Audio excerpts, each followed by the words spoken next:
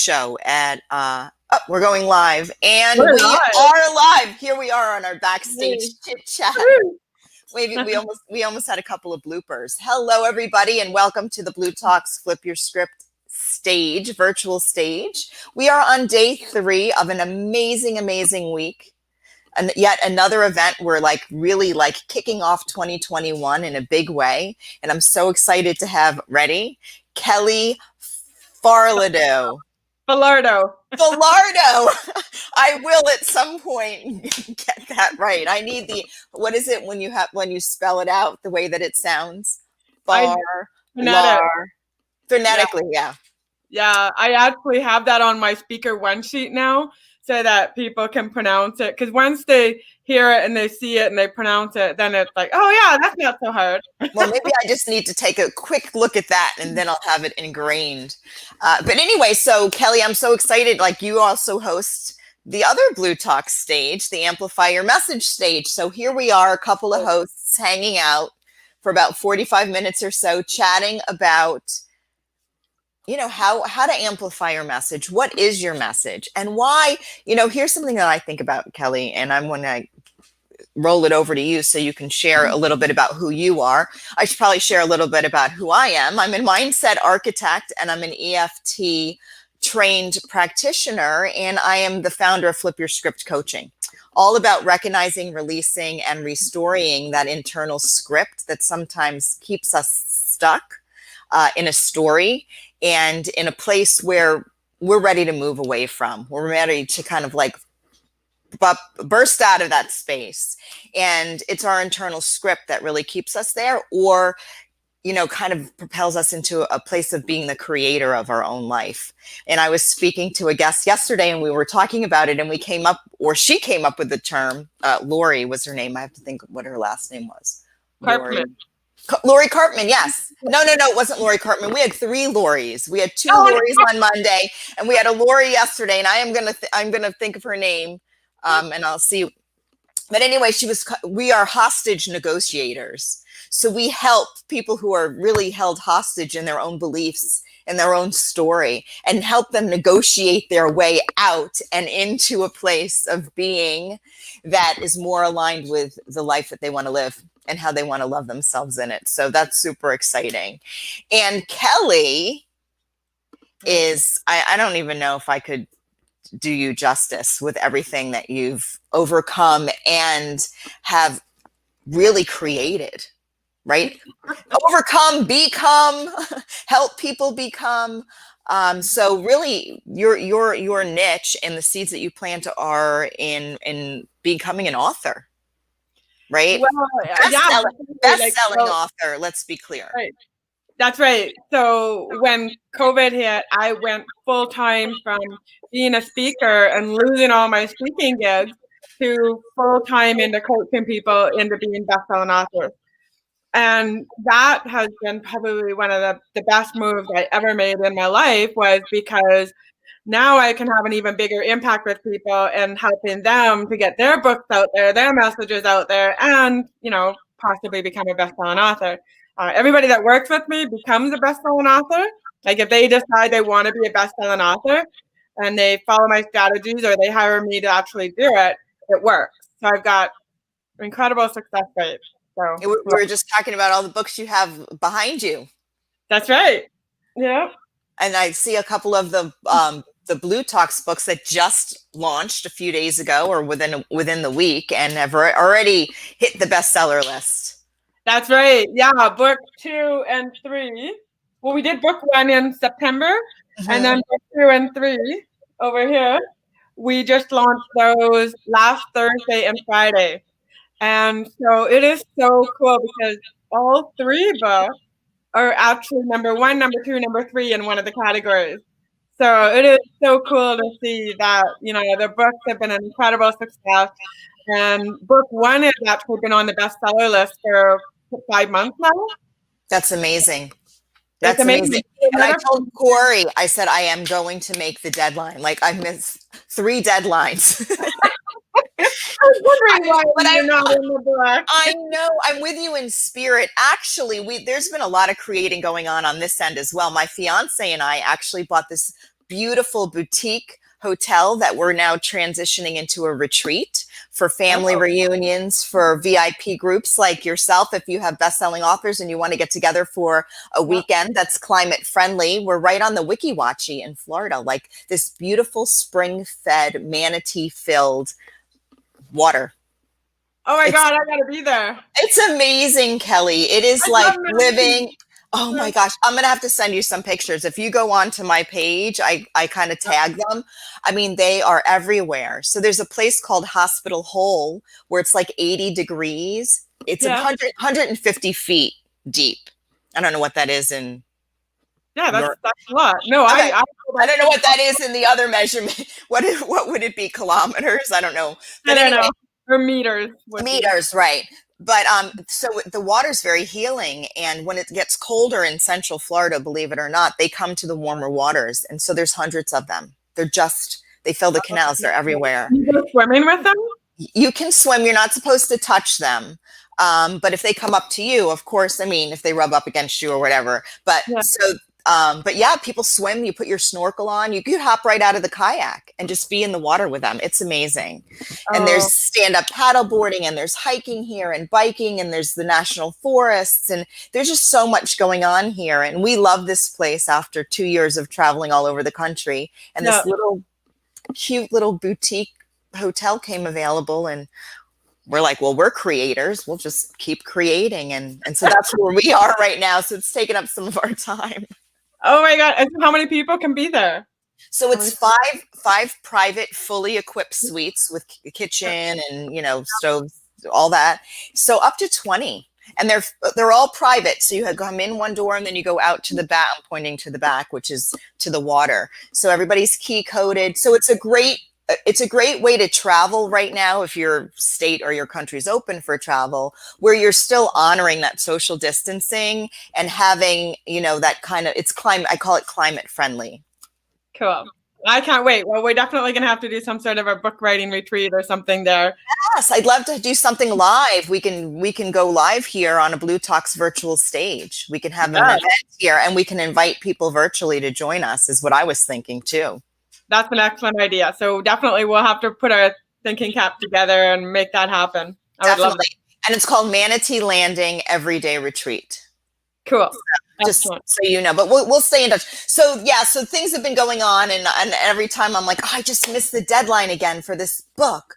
But I figured I'll let you all become #1 bestsellers, and then when I hop on, it's a given. I'll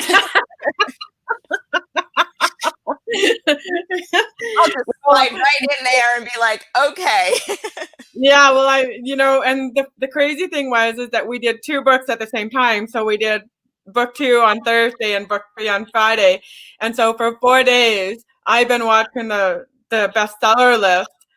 And so, that's a shitload of work. Yeah, I can imagine. Every hour in the hour, and I've got, tracking it and everything. So it'll be easier when we do book 4 because it'll just be 1 book at a time. So now, are you playing an intricate role in getting these books to the bestseller list, on the bestseller list, right? I manage the campaign, and so I actually use my algorithms and my strategies to get us to the bestseller list. Well, that's important information to have. I actually, honestly, I kind of knew that, but I didn't really know what role you were playing. But if this is what you do, what better person to have on the team? Yeah, exactly. This is my first launch of 2021. So it was so cool to see, even like I said, even like the first book, we did that launch back in September. And because we had some orders for that book, it actually moved that book up the ladder also. So it went from number 35 up to number 1 and number 2 in certain situations. Mm-hmm. And so all 3 books benefited from that launch, which was awesome. I call that piggybacking. Exactly. I'm like, I'm going to piggyback on whatever's working as opposed to reinventing the wheel. So I have a question for you, and it's kind of a personal question, but since I have you front and center, we might as well. Bring it on. We were talking a little bit about this backstage before we went live, and I do have a children's book. I call it a children's book for adults. It's called I Already Am, and it's really about understanding the importance of self-concept and how if we're told growing up that we already are everything we think we need to become something else to be, that really plants a seed of recognizing one's value at a young age. And Right. for me, in my like early 40s, I was having a little bit of a self-concept meltdown.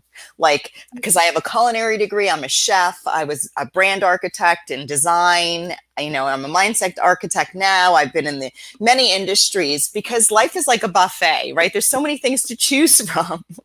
I agree with you. Yeah, right? I'm like, you don't have to eat everything at the buffet, but gosh, just one thing? Like, I want more than one thing. I love that. Right? I love that. What a great way to flip the script. I love it. So I realize that now, but at that time I was like, what am I? Am I a chef? Am I, a startup brand architect? Then I was, and so it was all these kind of like, when am I going to feel validated? I was having one of those moments. And I thought, gosh, if I was told growing up that I already am, you already are a chef, you already are a photographer, you already are all these things you have an interest in. You just get paid for them maybe down the line, but you are these things. So I have this book, and I didn't really know what I was doing because I didn't have a Kelly in my life at the time. It's probably like 5 years ago, maybe even now. But it's on Amazon and Barnes and Noble, but I self-published. Yeah. Thinking that if I did that, then, a publishing company would get wind of it and go, oh my God, this is such an amazing concept. Let's do a boy book and a girl book and let's create a brand. Well, that's not what happened. Right. It got overpriced. I love the book. I love the illustrations. I mean, all of it's just gorgeous. I'm not so happy with the printing. The quality isn't that great. And I feel like the price point's really high. And so I've kind of just let it lie. What would you recommend somebody who tried this and is kind of just let it go because they don't really know what to do next? Well, there's a couple of things you can do. You can resurrect the book and maybe just put a new cover on it and, put it at the price you want and, relaunch the book. Or the second thing you can do is just do a whole brand new book. Same concept, just a different book. Yeah, and there's nothing wrong with that at all. And in fact, I don't see any reason why you couldn't do that. Like my No Risk, No Rewards book, which is the pink one over here, that one I did 11 years ago. And, it's interesting because I read it and I think, oh my God, I said that. Like, where did that come from? And I think, oh my God, I can't believe I put that in a book. And, there's so much more that could go in it. And so one of my coaches from New York said, why don't you put a new cover on it and just relaunch it? And I just I've been so busy coaching people to do their books or to actually do the launches for them that I haven't had the time to actually focus on my own book. I listen, it's just sort of how it is. Good. Well, and honestly, I make more money with my clients. So it's like, that's why I'm focused on their books, is because that is my why right now. That's what I'm doing. I'm helping other people get their books out there and their messages out there, and they're paying me. And I'm a single mom with 3 teenagers. And so, money is a big priority for me. I need to make money. And especially with COVID, we don't know what's going to happen next. So I'm really focused on, okay, let's go where the money is. So, and that could be the same thing for you. You haven't focused on that book because, a lot of times you don't always make a lot of money in your own books. Where you make your money is in your coaching or online programs or all these other things that come from your book. And so that's what I think it is that sometimes we put those things aside because we know that they're not always going to make us the money that we need right now. Right. Well, you just gave me an idea. Let me run this by you real time. So, so it's a children's book, but it's really a children's book for adults because I feel like when the adults read it, they get this reality check that, you know what? My child is actually perfect the way they are. So all that pressure that as a parent, I really was intentional in shying away from it because I got my fill growing up. I knew what it was like and it wasn't working. But so the adult recognizes my child already is everything that I think that they need to change to become. Yeah. But what if so using that actually, because that's really what I help, and that's what we all do. I mean, you and I as coaches, we help our clients really recognize that they already are and they have value.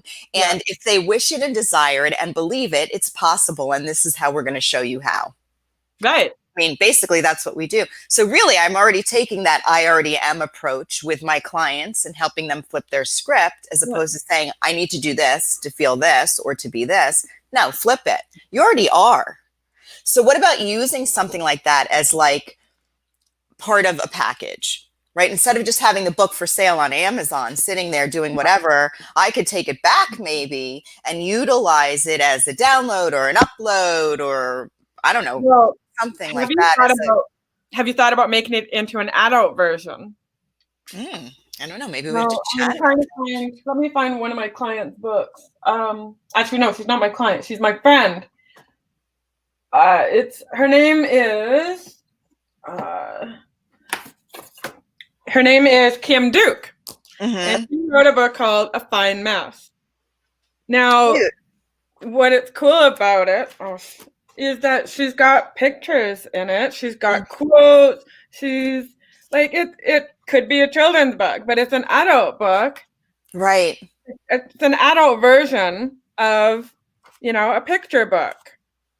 Well, let's talk about, I love that idea. I love that idea. Or maybe having a mother-daughter book and a father-son book, kind of like together. So, recognizing together, that we already are everything that we make a big, hairy deal about something to give ourselves permission to be. Right. And I mean, I think the reason maybe that book isn't selling is because people don't see it as an adult children's book for adults. But it really is a kid's book. I mean, I'm joking. I mean, it is in the kids' book section, but I don't promote it. I don't even have a hard copy. I mean, it's crazy. And you know what? People ask me, how are your books selling? I say, well, they sell when I promote them. But exactly. I'm promoting it right now. I already am! ! Yeah, exactly. So I think you're doing an adult version of what you're talking about, and with lots of pictures and quotes and different fonts and colors and all of that stuff. I love it. So let me ask you this, because I'm learning as we have this conversation as well. So so I'm coming to you, let's say I'm coming to you and we're having our little conversation, our consult live in front of everybody right now. And so what would my next steps be? Like, let's say I had an idea. So I take this children's book and I'm like, you know what? I really would like to actually make this children's book for adults. Can you walk me through maybe what the first steps would be? Well, okay, so the first step is usually, what is your why? Like, why do you want to write the book? And so clearly you've decided that this is now a book that could be made for adults, that you could use it as a lead magnet if you want, right, for getting children's clients, or you could use it, as a book to sell, whatever you want to do with that, right? Or you could even use it as a bonus gift, right? So it's just super clear on figuring out what is that direction I want to go with it. For example, I have a client that teaches sales. So I said to her, why don't you do a book about selling during COVID? Because right now that's very top of mind, where salespeople are scared because they're not sure they're going to make any money anymore, because we have this belief there's no money anymore because of COVID, right? And so she's developing a book about that, because she also has a number of different speaking gigs coming up where she could be promoting it. So that is one of the first things, is figuring out what your why is. Then you got to figure out what type of book you want to write, which you already know. And then what I would do is I would think about who is that book going to be for. And then I would mind map, what are 10 things that you would want to tell that person? Oh, wait. Okay. Say that again. That threw me. So, okay. So who's the focus? Like, who's who do I see reading this? Okay. So, because now that you want to shift it to being adults, of course, you're going to use different languaging than you would if they were kids, right? Maybe. So I don't know. It depends. But anyway, let's just say yes. Yeah. But, you're going to have different pictures. You're going to have all kinds of different things. But what you want to do is imagine that person sitting in front of you. Okay. What are 10 things that you'd want to tell them? Okay. and brainstorm what those 10 things are.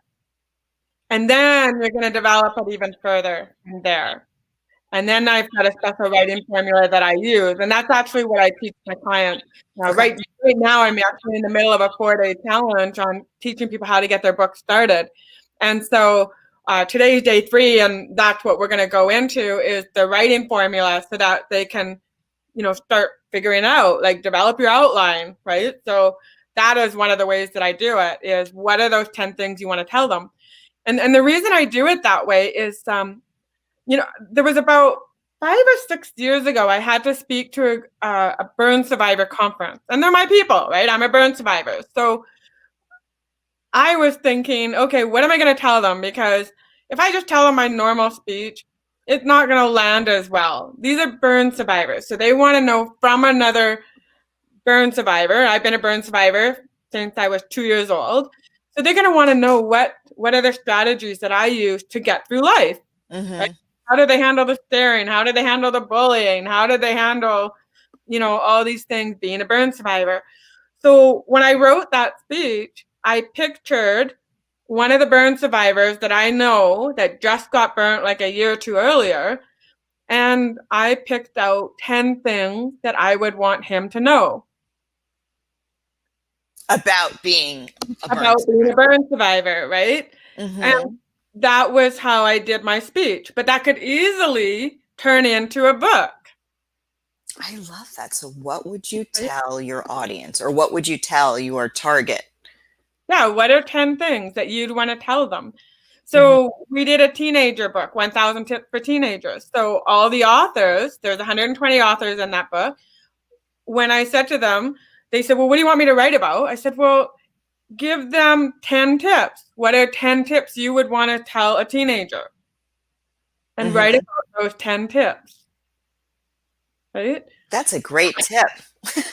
Yeah, right? And actually, you can really apply that to anything. Like, absolutely. Think about being a coach. 10 things that you want to tell your client. I mean, right there, that's a book. There's a coaching book right there. Exactly. I mean, I did perseverance, right? Because a lot of people were asking me, how are you able to get through these things? So what I did is I did the 10 tools of perseverance, right? So here's 10 tools that I use to persevere through life and through COVID and through all of this stuff. And that became my perseverance toolkit, right? I love that. So where do people find you? Like, how do you, like, I know well, first of all, how could we not find you?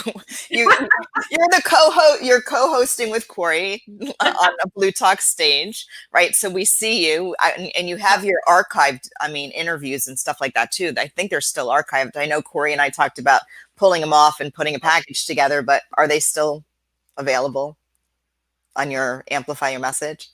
Oh yeah, everything's still available. Yeah, everything's still available. Right, so we can learn more about you there for sure, and see your interviews. And actually, I think a lot of the people that are on your events, are they your clients as well? Are they authors and people that you've worked with? Some of them. Yeah, for the Amplify Your Message. Yes, some of them are clients. Not a lot of them, because we really wanted to go with a lot of like high-level experts that sometimes you can't reach them, right? Like some of the people that we have are really like unreachable, right? So Corey, through his connections, was able to reach these people and get them into our system, which is awesome, because some of them are like we had Les Brown, like he's awesome. I saw him. He's great. Yeah. Kevin Harrington, George Caceres, there's like so many, James Redfield, right? So many really great ones. But yeah, actually I do have a free blueprint that people can download, and it's how to publish your book in 7 easy steps. And it's called 7stepsauthor.com. Oh, sorry. I was going to put this I was going to put it in the comments, because I can't put it underneath. I'm not hosting. So I was going to add it. Is that a website that they can go to? Yep. It's www.7stepsauthor. Is it like the number 7? Yeah, the number 7. I just put it in the private chat for you. So 7stepsauthor.com. Okay, And perfect. that's where they can download a free blueprint. And if they want to book a discovery call with me, they can do that there. Coolwave.com. Yeah. Oh, so you can download the free. I'm going to write it down right now. Download Yeah. free. And I also want to talk about how you were talking about, having a job is like a buffet, and life is like a buffet. Yeah, let's chat about that. That's my favorite stuff to talk I about. love it. And the reason that I love that is because my grandma, she worked for one company, one job her whole life. So Mm-hmm. from the time she was like 18 till she was 65, she worked for Eaton's, the department store. And Mm-hmm. I always thought there was something wrong with me because I couldn't just stay at one job more than 2.5 years. And it's only been since I decided to be a speaker, it's now been 11 years. But every other job, like as soon as the 2.5 year mark hit, I was gone. And Mm-hmm. it, and I hated it. And I thought, why can I not do the same job forever like my grandma did? Mm-hmm. And And then that's, I mean, that's a big, I mean, that right there is what I call a belief weed or a thought weed, right? We get it yeah, in a, because somebody else who is more wired, who's wired to be in one position and stay at the same job, and that brings comfort to some people. Like they like that consistency, they like the habit of it, they feel, and it gives them a sense of security, and that's fine. But if you listen to who's actually kind of coming with the what's wrong with you, you listen, I would get, you're all over the place, yeah, me and too. that would be my trigger. I would be like, no, I'm not. I know exactly what I'm doing. Right? And they Like were I saying, can what are see you it, doing now? right? I can see it all tied Yeah, together. And I think that recognizing that life is a buffet. I mean, if you think about it, and when you go to a buffet, some people just, get the same thing every time they go because they know that they like it. It's like a signature dish, and that's yeah, fine, right? You yeah, can have your signature dish, and that's your go to.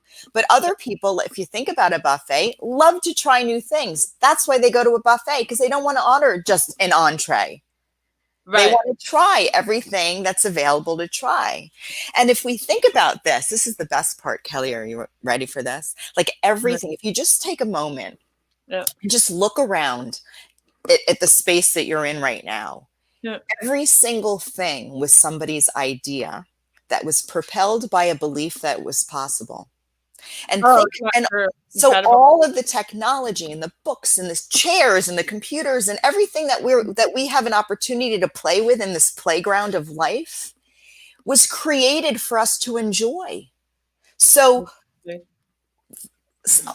I think that staying in something for 2.5 years, enjoying it, and then being inspired to try something else is Yeah. you're maximizing this opportunity you have as being human right now.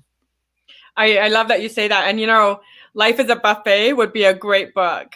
All right, well, maybe we should co-author something We fun should. like I that. love that. I love that title, Life is a Buffet, because you're so right. And one of the things that I would do is I would work for a temporary agency, like an employment agency, and they would put me 1 week here, 2 weeks here, a month here, 2 months there.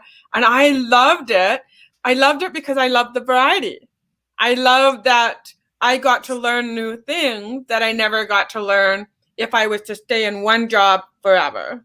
And think about this. Think about how resourceful and clever you really are because you're getting paid to learn. Instead of paying for a course, you get to move around. I did the same thing. So I started my career. I was at 18, I was blessed with an autoimmune disease. I know that sounds weird, and I was paralyzed. So it affected my immune system and my peripheral nerves. Oh It's no. called Guillain-Barré syndrome.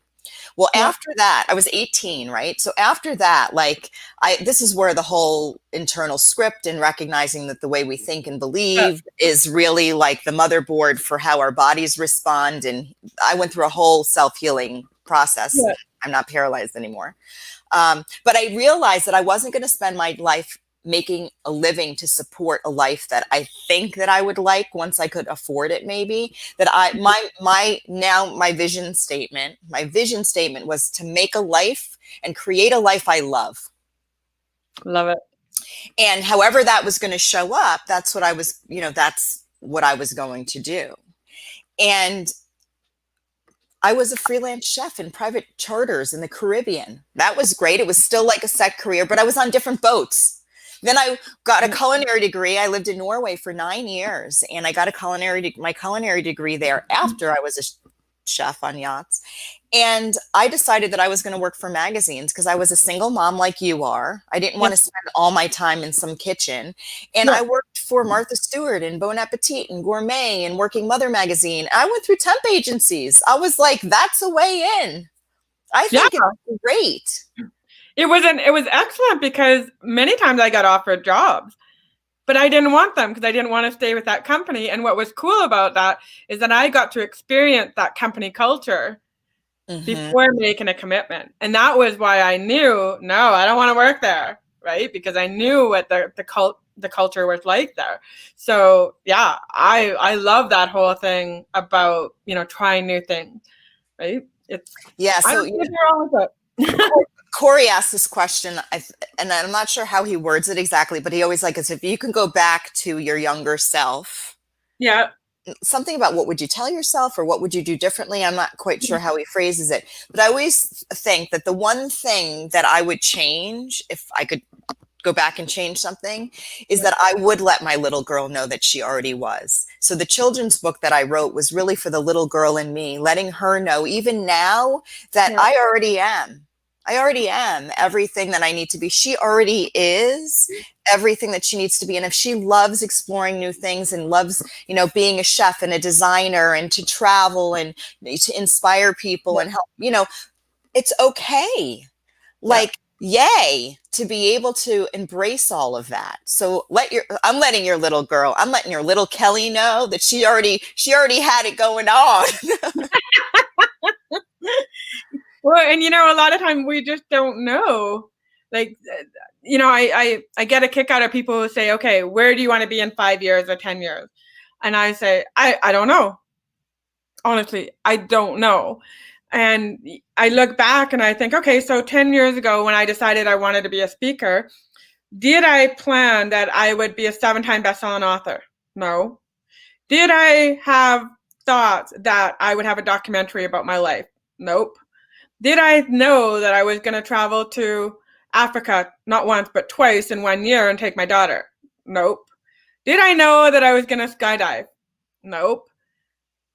All this stuff that I've done in my life, none of it was ever planned 10 years ago. And so I think we just need to be open to the possibilities and tons of opportunities that could be out there for us. I don't think we have to, totally plan our life 5 or 10 years or 15 years down the road. So would love to know. I agree. And I was just at an event a couple of weeks ago and Joe Vitale was one of the guest speakers who was talking, and I've heard this Ho'oponopono before. I love you, I'm sorry, please forgive me, thank you. And I've heard it in the circuit, you hear it. And I'm not sure, are you familiar with the whole concept of healing thyself as opposed to healing somebody else, but recognizing, Right. Okay, so I'll explain it briefly. And it's really, I was like, oh my God, that's what I do. I help my clients deconstruct everything that they've already built and reframe and redesign. Okay, let's just take all the components. Let's put them in get rid of the files that are no longer serve us, that are outdated, so you can run on this new operating system and start to reframe and redesign, the way that you're thinking. Well, it's interesting because with Ho'oponopono, which is it an Hawaiian or a Hawaiian? Yeah. A Hawaiian, let's just say it's a form of healing. Right. Healing. But it's about healing oneself in order to heal the world. Right. And a lot of times when I work with clients, I'm like, listen, and this is for both of you and I and the little girls that we still have in us. Are you ready? I'm talking to the little girls in us right now. When something comes up for us, like when somebody said, you're all over the place, Kelly, and why can't you stay in a job like your grandmother for 18 years? And then we start with this, well, what's wrong with me? And we start feeling insecure or that we need to fix ourselves. Those feelings are already there. Right. Somehow they got planted and rooted Because if we didn't feel that, that wouldn't be our response. If we didn't have that in our cup, I call it, we wouldn't really be responding that way. And what I love about Ho'oponopono is that I get to have a conversation or be in an environment and say, oh, well, what's coming up for me? Is it irritating me? Am I feeling resentful or nervous or insecure? And then I get to say, okay, well, I'm sorry for whatever it is that I don't get that's going on. Because our perception creates our reality. Right. So like the fact that you and I have this perception now, I'm bringing you into the buffet with me, that life is a buffet. Everything's going to change. You're going to want to try more things. And you're going to be like, yes, I'm so excited to do this because your perception changed. And now more opportunities are going to show up because that's the reality now that we're creating. Yeah. And I find it fascinating. I'm like a kid in a big freaking candy store. Like, no, I love it because, you know, a lot of times people ask me, well, what's next for you? And I'm like, I don't know. I honestly don't know. I don't know what's going to come up. So I'm telling the story. I got totally sidetracked. So Joe Vitale, so I'm taking Joe Vitale, right. I'm taking this Ho'oponopono certification course. I'm like, I'll get certified in that. Like if all I have to do is focus on my own crap and be the best version of me so I can help the world, I'm in. But one of the things that Dr. Lin or Hulin, which is the gentleman that brought Ho'oponopono to Joe, or he attracted, said, don't plan. Joe's like, okay, what are we going to talk about at this event? What are we going to do here? And Dr. Lin's like, show up. Show up. Yeah. Show up. Show up. And it was such a confirmation because as a speaker, for me, I'm a freestyler. Like I know kind of what I'm going to talk about, but I freestyle. I'm like, all right, here we go. Yeah, I know. I'm exactly the same way. So I was in San Diego, I did the Blue Talks in San Diego, and my fiance was like, okay, well, do you want to practice, you know, your talk and everything? And I was like, what? Hell no. No, I'm like, that's not what I do. What do you mean? I got like anxiety actually when you practice. What do you? So showing up provides you skydiving opportunities, that provides you the opportunity to say yes to things that if they weren't on your agenda may not have shown up. Yeah, that's right. So what was Africa like? Well, it was quite an experience because you know how sometimes you watch things on TV, right? Like you watch like the World Vision commercials and you see, you know, them pumping water out of the water pump and putting the bucket on their head and, you know, and you see them in the little schoolhouse with the mud walls and the chalkboards. I saw all of that. I experienced all of that. And then plus they also took us into the hospitals to the burn unit so we could, you know, see the burn survivors. And that was heartbreaking for me because their technology and their medical practices are not anywhere near what we do here. And so it was really hard for me to see some of those people who I believe were just going to die because they weren't being treated properly. And we could smell the infection in the room. Because they don't change their bandages every day. And, you know, I saw this one little boy that was just covered in bandages and an IV pole and, you know, blood dripping down onto the floor. And he's looking down, not knowing what to do.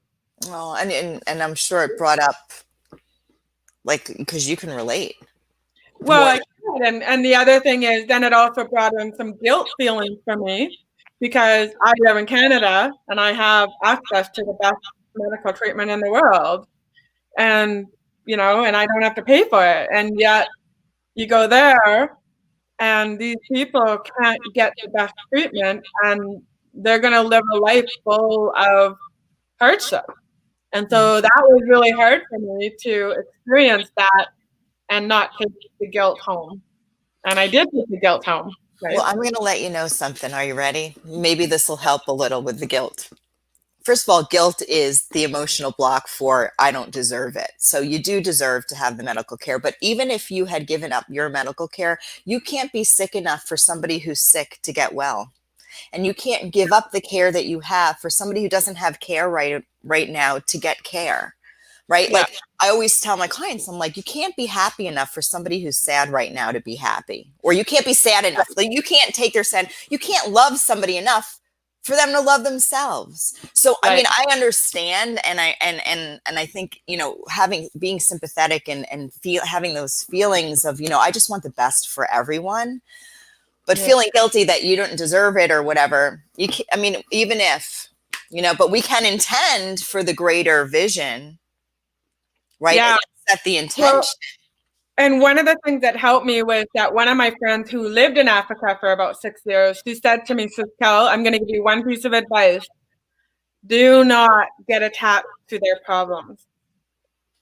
Because what good are we if somebody's standing on this on a bridge ready to jump and we're like, oh my god, and we jump with them? Well, we're of no help, not only to them or to anyone else. But understanding where someone's at and seeing them where Right. you know that they have the possibility of being, so seeing this little boy well and smiling, there's the magic. I mean, that stuff's real. Like that, the whole like law of attraction, universe, tapping into the magic. I mean, I see it all the time. Yeah.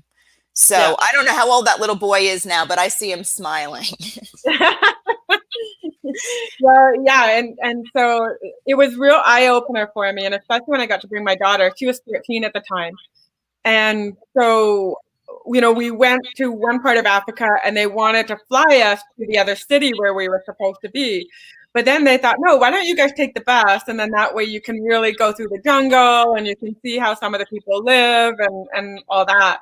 And so that was really cool because you know me and my daughter together got to experience that, you know, driving through the jungle Wow. and seeing the grass huts and seeing the poverty and seeing the cities and the villages, and it was a beautiful experience. I loved it for sure. Wow. So how old is your 13-year-old now?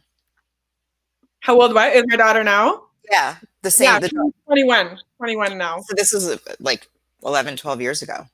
Yeah, no, 8. It was 8 years ago when we Oh, went. 8 years ago. Yeah, See, I'm 8 not years. really like that fast with the math, but see, but all like in all of these things, like I've never been to Africa. I mean, I've traveled a lot, but I just find it fascinating. Like I love hearing people's perspectives on their story. Did you go with a group? No, what happened was my first book, No Ifs, No I had a Rewards. feeling it was tied in. It was. What happened is I was at a women's event in Los Angeles, and there was 500 women there, and so one of the girls was a Black girl. Her name is Jane from the Kibera slums, and she did a presentation, and she was asking us to come to the Kibera slums, and so I gave her my book, and she said, "Kel, we need you to come to the slums because we just had a fire and 100 people died and 100 people lived. And we need you to come and give them hope that they too can have a life." Oh, And so, so yeah, so that's what we did is we went down there, we went to the hospitals, we went to see the firefighters, we went to the schools. The schools were just incredible.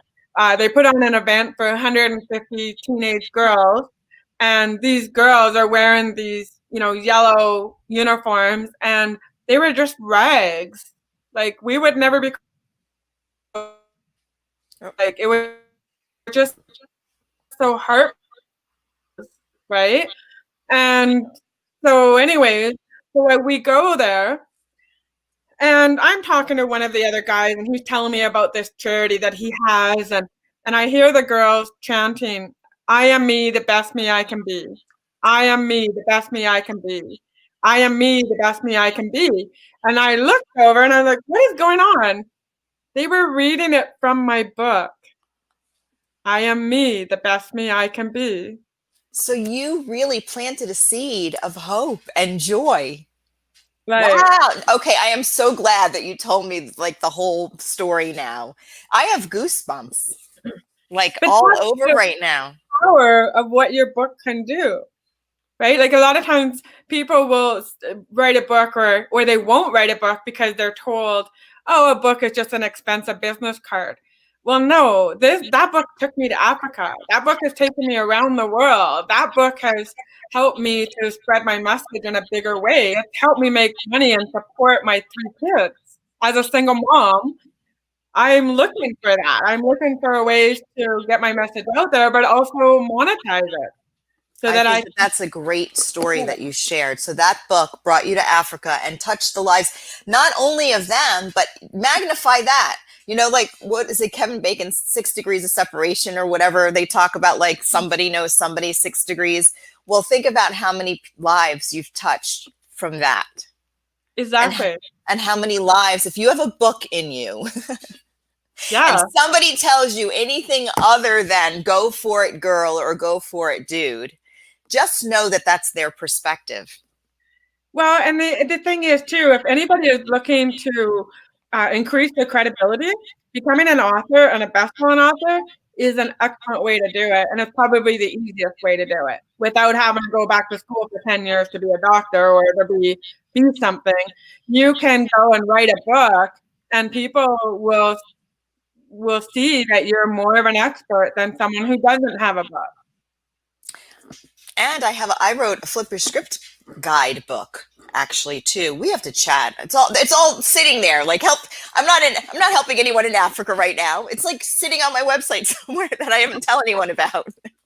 Well, let's get it done, girlfriend. I know. And let's write the Life is a Buffet. We could have a lot of fun with that. Maybe we can get like a bunch of bLU Talk speakers again, like and ask them like what their favorite thing is in life, like, and just make it like a buffet book. Yeah, I Something know. simple, you know what I mean, and fun, like lighthearted. Exactly, I know, and I love that. I love books that are inspirational, that are helping people, to give them hope, and especially in today's world where so many people are struggling with COVID.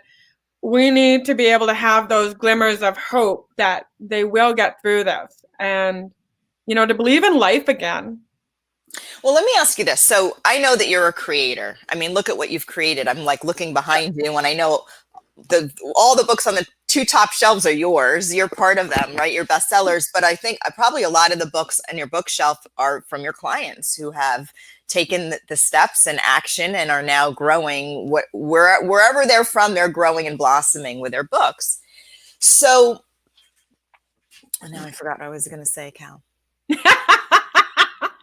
You're funny. I just had one of those moments. So wait, I'm talking about your books. I'm talking about the buffet. What are we talking? I'm talking about, I forgot. Well, let's just continue to talk and then I'll remember what I was going to say. Then you'll remember what you're going to say. I will remember what I was going to say. I just really believe that, you know, getting our books out there is amazing. And another reason it's amazing is because people don't throw away books.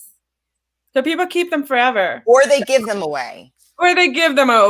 And which is important because somebody's still reading them and they get passed on. I remember what I was going to say. So you're a creator, right? You create, right? We talked about it. You've created an opportunity to have many jobs in your life. You've created opportunities to help other people create opportunities. So during this global plot twist, as I call it, the global plot twist, have you found yourself continuing to create or even creating more? I have done better since March 13th than ever before.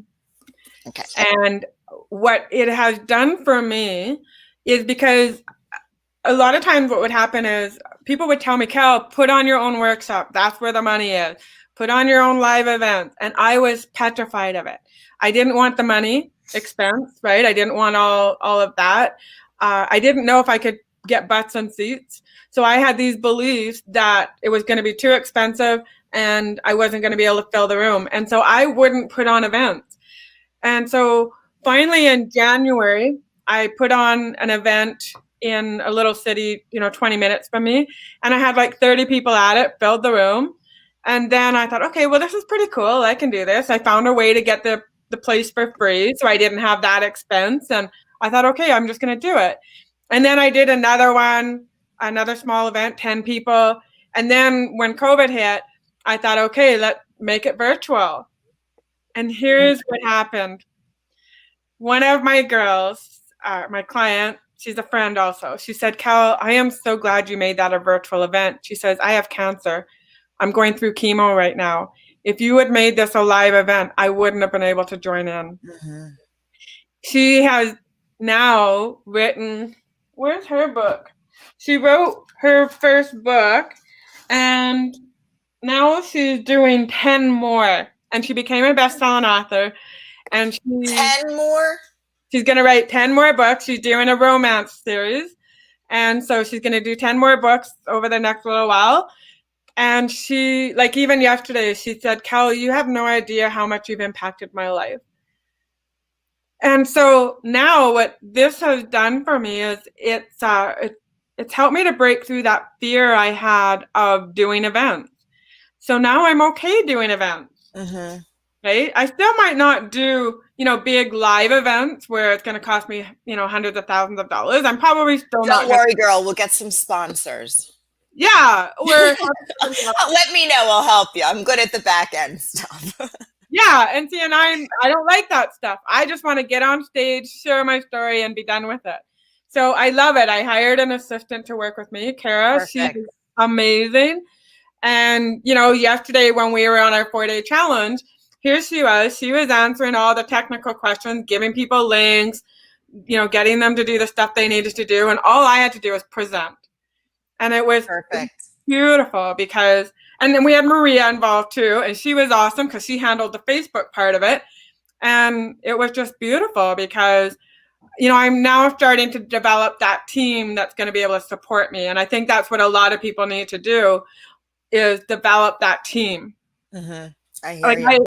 I also had this belief that, you had to have full-time employees, and that whole office structure has completely changed. We have contractors, we have virtual assistants, we have people that, you can make it manageable for yourself.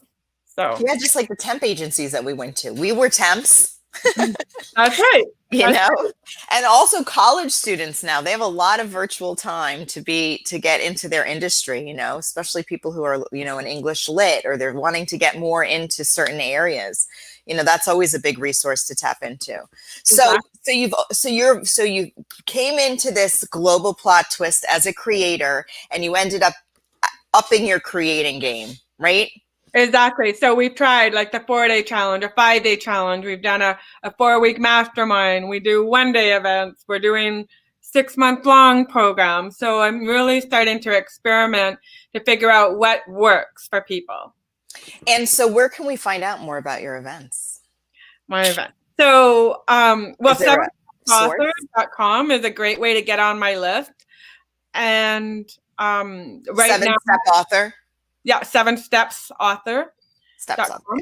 Uh-huh. And that's the best way. They can also email me at admin@7stepsauthor.com and connect with me on Facebook, or, I'm not a big Instagram. Or go to Amplify, bLU Talks Virtual, amplify your message stage, because you're there, right? You're one of the admins on there. Yeah, Corey and I do a lot of work together, and so that's great. And I love to flip your script because, so many times people get stuck in a story that it has to be one way. And it's so great when you're able to flip it and see the positive in it, or see a different perspective. I lost a baby 19 years ago, and she was a stillborn. She was born at 28 weeks. And a lot of people would say that that's a tragedy. And there's a lot of times it does feel like a tragedy, but when I flip the script and see the gift in it, if we would have had her, we never would have had my twin boys. Mm-hmm. And I never would have been able to bring them in the world, because we would have stopped with the 2 girls. And so when I see it that way, it's like, it was a gift. Yeah, she's like, okay, I made my mark. I'm here. I'm your angel now. So you could tap into me anytime you need me. And here you go. Exactly. Yeah. Bring these boys into the world. Yeah, that's so awesome. So it's interesting because, I hear a lot of this now, especially doing all these interviews in the Fridays and bringing these amazing, guests on to help us plant seeds of new thoughts and perspectives so we can really start creating the realities that we want to be living in. I mean, honestly, your perspective is your reality every single time. And it only takes one thought to flip it and shift your perspective and change your whole reality. I think that's like, that's why I do what I do. I just think it's so much fun. So what I see happening, and I have a client, and I tell the story often, and I'm not going to use his name, but anyway, he's a friend. He's a quadriplegic. He was a big skydiver. He was getting his chiropractic license, and on his 2500th jump to celebrate, it landed him in the chair. He never got to practice as a chiropractor. He ended up in the chair as a quadriplegic. Many, many years before we met, called me. He was going through some things that he wanted to release and start restoring his life. And after a while of coaching, he said to me, he goes, I had a realization, like this aha, that the things that I'm challenged with, that we're really talking about, that are really rooted in me, have nothing to do with me being in this chair. The chair is lending challenges, like I need my ass wiped and, people feed me, like there's things that make it more complicated for sure. But the real issues and the real challenges I brought to this chair. And if I could share one message with everyone, it would be that you're in a chair right now. And I promise you that if you've been waiting for something to change, you're still waiting in the chair. If you've been creating the change, you're still creating while you're in this chair. And I call the global plot twist or the pandemic or the political climate, whatever it is that you're using as a reason for being a waiter, I promise you probably came here waiting. Yeah. Right? Because creators create and waiters wait. And so if you're ready to start creating, there are ways to do it. If you have a book and you call Kelly, start thinking about it. Put those seeds, plant those seeds in this fertile mind of yours and start being this creator of the life. It has nothing to do with what's going on around us. I'm looking for another book of mine. It's not my book. It's have you ever read the book Who Moved My Trees? Yeah. Well, okay. So here's me in books. I have tons of books, or I had them. I gave them to somebody because we moved, and I always just had them in my shelves because I had a library when I was. I ran a lot of I did a lot of events, and I always had a library where people could borrow the book, or I gave them to my clients if I thought they were appropriate. And I'd always say, could you just come back with the 3 things that were really on the top? Not a big reader. I have to admit, I'm a big audio girl though. I like to listen to audibles and stuff while I'm doing something else. So I know the concept of it. Right. So the whole concept, it was interesting because at Christmas time, I went to Mexico and So I took that book with me, Who Moved My Cheese, and I had read it once before, but I thought I'm going to read it again because there's a real deep message in there. And especially with COVID going on right now, there's the people who are staying stuck, and then there's the people who are moving forward and they're trying new things. And that to me is that's exactly what the book is all about. It's about, 2 little mice and 2 little people, and they go to the maze, and every day the cheese is already there, but one day the cheese is gone. And the cheese is representative of what we have in our life, whether it's the big house or the job or the material things or whatever. Mm-hmm. So anyways, the 2 mice, they go through the maze. I'm going to go find some more cheese, right? I'm not going to keep myself stuck here. There's no cheese here. We better go. Whereas the other 2 decide, no, I'm going to stay back here, and they're mad and they're like, how dare they do that? Take our cheese away from us. And, and they're not doing anything about it. But then the one decides, well, clearly it's not going to get any better here. They're not going to be putting cheese back. I better go and find some new stuff. So, and eventually he does, and he finds new cheese. And so that to me is really representative of what our lives are like right now. We can stay stuck where we are, or we can decide to try something new and find some new cheese. Because life's a buffet. There's cheese everywhere. Exactly. And so that to me is what a huge message that a lot of people need to get through is go find more. This is what the deeper message of COVID is, that it's our time to really reflect on what else do we want in our lives. Or what have we been wishing for or hoping for, or let me just be even clearer, waiting for? Or to try. How many people are stuck in their job they absolutely hate because they think that's what they got to do, and then they lose their job, and then yet they're like, okay, well, what else did you want to try? Right. So collectively, So collectively, we have a consciousness, right? Collectively, our thoughts become energies, right? The butterfly effect, vibrations, frequencies, and they're magnetic, right? So globally, there's been a lot of, I don't like where I'm at. I don't want to be at a 9 to 5. I'm stuck in my job. Kids didn't like to go to traditional school because it wasn't high tech enough. So you know what happens? There's a response. And this is what a response to request looks like when you're waiting for something to happen as opposed to creating it. Exactly. I mean, that's just what happens, is that the universe, or the big something, as Joe Vitale calls it, so we don't have a relationship to God or Buddha or Jah, responded to this global calling of things have to change. Even the political climate here for the last 4 years in the United States, we wanted a big change. The last 8 years, really, we wanted a big change. Well, we got it. Sorry you don't like what it looks like, but we got change. So if you're looking for something, I promise you're going to find it. So be really intentional about what you're looking for. Absolutely. I love it. I love what you're saying, because it's very true. We can find what we want, or we can just stay stuck. And how many people do we know that are stuck in dead-end jobs that they hate, or they're stuck in relationships they hate, and yet they're too scared to go and do it. And I still remember when or they're waiting for something else to change. That's the waiting. I'm waiting for that person to change. I'm waiting for this to change. I'm waiting for that to happen. And if you're waiting, you're going to keep waiting. That's an ing. I'm always like hoping, wishing, wanting, waiting. You're always going to be behind by an ing. Exactly. I love that. So very true, right? I remember when I was thinking about whether I wanted to divorce my husband or not. And that was 13 years ago. It's 11 when I left him, but it took me 2 years to leave him. And I remember reading the book, Feel the Fear and Do It Anyways. Okay. And I only read the first 2 pages. And all of a sudden I knew what my problem was. And my problem was I didn't know what was going to happen on the other side. I didn't know if I'd be able to handle being a single mom. My whole adult life was with him. Right. So I was like, I didn't know if I'd be able to make enough money to support myself. I didn't know if any other man would want me. My husband ex-husband at the time, he told me, he said, well, I often think about if you and I were separated, you would be a single mom with 3 kids and with the scars on your body, who would want you? Now that's just mean.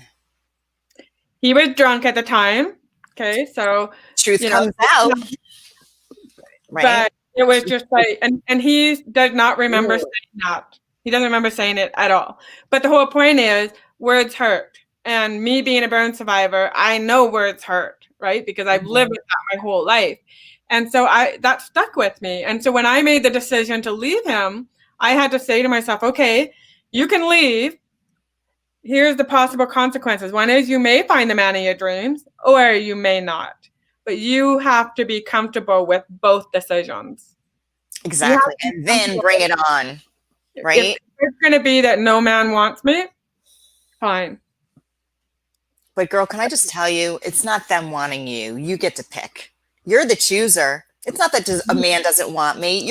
You have to go out into the world and start qualifying your men. And you're going to be like, yeah, you're really nice. However, I need 2 more boxes checked. So flip your script on that one. You're the one who is attracting them. You get to pick the guy that you want. That's how I see it. Right, Corey? Perfect timing as he jumps in to save the show. I've been backstage watching for the last 15 minutes. I've been just watching you guys to go because it's great content, and I'm seeing Scott putting so many great nuggets and stuff. So I was even hesitant about jumping on now. No, it's okay. But just remember that, Kelly, you're the one that gets to pick. They are the ones that have to stand in line. Thank you. That's awesome. And you're like, well, I don't know. We'll put you in the top 3, but I don't know yet. And then you get to test drive them, just like you did your jobs for 2.5 years. Don't commit to anything right away, right? Because life's a buffet and men are included. That should be the name of Kelly the and book. I are Kelly. Yeah, we should write a whole series of Life's a Buffet. That's And our they're a part of it. theme for today. Life is a buffet. This is definitely not the direction I thought this conversation was going in, but it's been beautiful. Awesome. I actually I've had a really good time. I enjoyed it. I enjoy getting to know you better. Like we've hung out before, but like now I feel like, hey girl, I'm gonna like reach out to you on FaceTime. What are you doing? Yeah, exactly. Let's FaceTime. Okay, we're going to. Thanks, Corey, for giving us the time to hang. Oh Yeah, no, Sorry. how was your mastermind? Weren't you masterminding for all of us? Or yeah, something? absolutely. It was great. We're doing and this is something, I mean, a takeaway for people, a nugget.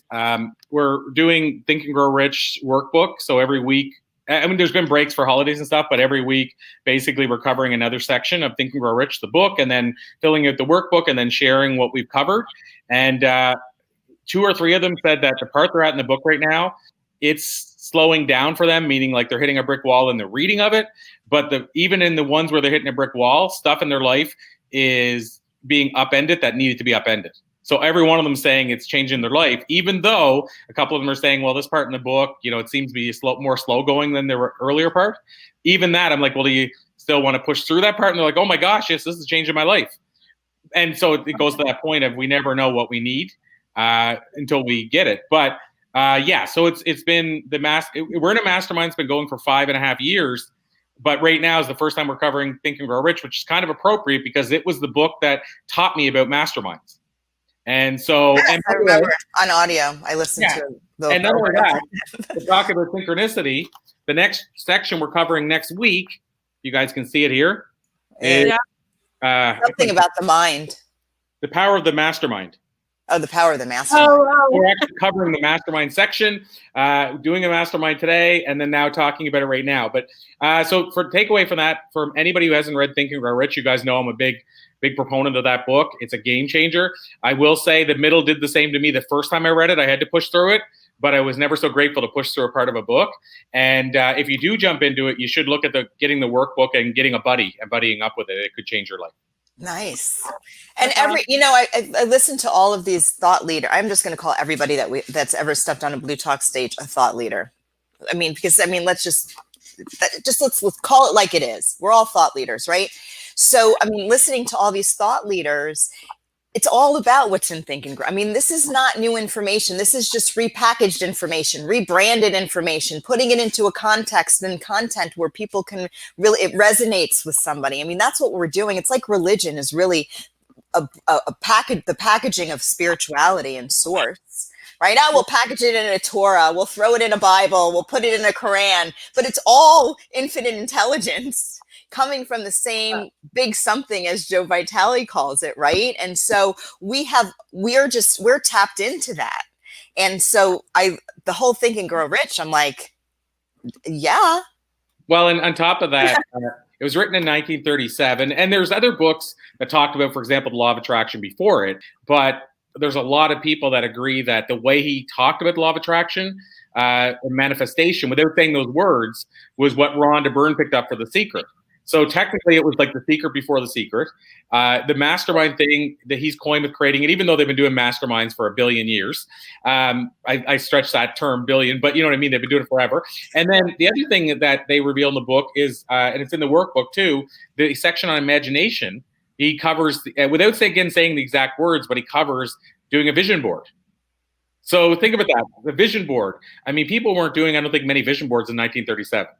This guy covered the vision board. He covered the mastermind, and so on and so forth. He talked about energy work and healing and how to bring stuff to yourself, manifest. Well, Earl Nightingale was kind of that same time frame with The Biggest Secret or The Strangest Secret. It was called The Strangest Secret. Yes, I know. I'm familiar with Earl Nightingale. He used to be the publisher of Success Magazine for a while. Really? Yeah. Oh, okay. I didn't know that, but I just remember. And so the vision board was more in the mind, getting really clear, like intentionally clear on what you want, right? And so that the vision board was in the mind, as opposed to now we have all these, cutouts and, print out and whatever that is all about. But it is all about that. Our thoughts are the first step to creating anything, especially a belief. Well, what's the one of Napoleon Hill's famous quotes? It was a super short quote. Is thoughts become things. Period. It's as simple as that. That summarizes it all. Thoughts become things. What you think, eventually you'll create, or somebody will create, or it will be created because you thought it. Exactly. And I think he dives deeper in the after he says that quote, like your thoughts will physically manifest into that what you were thinking about. Or like, what your mind believes, your body achieves. I don't know if it was him, but that's a quote along that. We had somebody on yesterday that shared a Napoleon Hill quote, and they said, I don't know who said this, but it was a Napoleon Hill quote. I think she said what the mind believes, the mind achieves. But it's what I know. I know this because I work with a lot of individuals who are suffering with chronic pain. And it's, do you believe that you can feel the way that you want to feel? And if you're not believing it, then we need to figure out a way, right, to start releasing and restoring what you're believing, because your body will achieve what your mind believes. Yeah, I'll tell you, I think Napoleon Hill, I think his quote was, whatever the man, and of course they always said man back then, whatever the man of mind can believe and conceive, he thus will achieve. I like that too. It's basically along those lines. So whatever you can think of and then believe that it's possible, you'll be able to achieve it. Okay, and we also have to let people know that the other holds true. Yeah. So if you don't like what's going on, and you don't like the scene that you're in as the star of your show, well, then what are you thinking and what are you believing? And really, it sounds simple. It's not that easy, but you can flip your script. One word is all it takes, right? Take the but out, take the however out, and add an and. Weren't we talking about that yesterday? I think, yeah, we did. Yes, I'm sorry. NLP. Yes, we talked about and. Yeah, like instead of but, depending on the but, of course, but take out the but and add an and, or a comma. Instead of the period, add a comma. Like there's little things. You get a flip your script band, which is not just for 2021, but like certain reminders to help you remind you that it goes both ways. So, and we have about 20 minutes left. Kelly, are you still with us? Like, or you have to run off? Because I was going to share one other thing, but I don't want to keep you if you have to run off. No. No, I don't have anything for another hour, so I'm good. Okay, I didn't want to keep. Everybody's together, all the hosts hanging out. Yeah, and I didn't want to just keep talking and Kelly going, I got to tell them I got to leave. But what I was going to ask Kelly, I know you talked about Snow White and the Seven Dwarfs. Yeah, Snow White in the mirror and stuff. So so I'm sure you're into the like all the Disney stuff and the child stories. Well, I just read this today, and I had to stop somewhere, and it was a quote. And you guys, and so I'm bringing this up because Kelly, you might remember what the actual quote was. I don't, but it was a Peter Pan quote, and it was about the gist of the quote was, if you believe you can fly, you will, but once you stop believing you fly, you never will, or something like that. Right, yeah. And so that, to me, that's the same thing. At least what you're saying is, if you believe it, you'll achieve it. But if you don't believe it, odds are you won't achieve it. It's the opposite true as well. If I had a quote, like, you know how, like, if I became a theorist, which I'm like, how do you become a theorist? Somebody just said, you own it. So I'm just like, I'm a theorist. I got a lot of theories, right? You can put them on bumper stickers. I'm a bumper sticker theorist. But anything is possible when you believe it is. Right.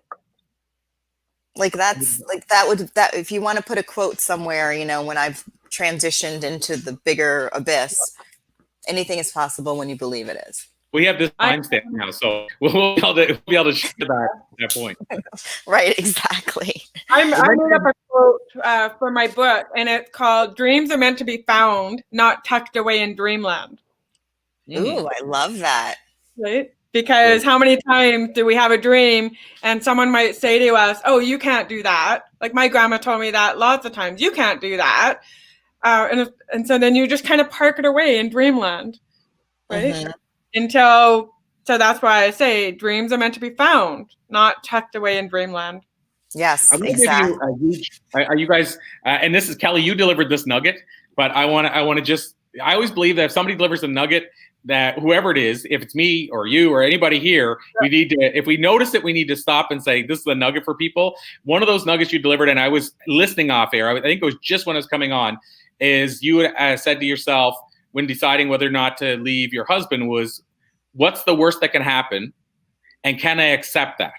And I want to say that Dale Carnegie, his book called How to Stop Worrying and Start Living, which is a brilliant book. It's an underrated book, yet it sold 10 million copies. So it's not like it's unheard of, but it's underrated compared to How to Win Friends and Influence People. In that book, one of his strategies for overcoming worry, because of course the whole book's about worry, which could be anxiety, stress, whatever you want to call it, depression. But what he says is being able to say, okay. And he gave the example of this guy who owned this company and somebody that worked for him ripped off somebody or did something illegal.